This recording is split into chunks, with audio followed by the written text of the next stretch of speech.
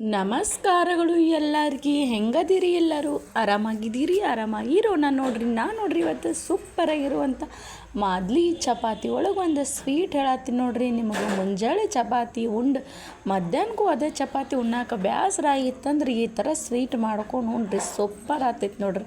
ಏನಿಲ್ಲರಿ, ಮುಂಜಾನೆ ಮಾಡಿ ಚಪಾತಿ ಮಧ್ಯಾಹ್ನ ಉಳಿದಿರ್ತಾವಲ್ರಿ, ಚೆಂದಾಗ ಹಿಂಗೆ ಮುರ್ಕೊಂಡು ಮಿಕ್ಸಿ ಜಾರ್ ಒಳಗೆ ಹಾಕೋರಿ. ಸಣ್ಣಗೆ 1-2-3 ರೌಂಡ್ ತಿರುಗಿಸ್ಕೋರಿ.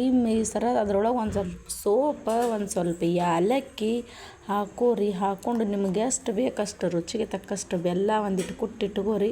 ಆಮೇಲೆ ಇಷ್ಟು ಸಣ್ಣಾಗಿಂದ ಬೆಲ್ಲ ಹಾಕೋರಿ.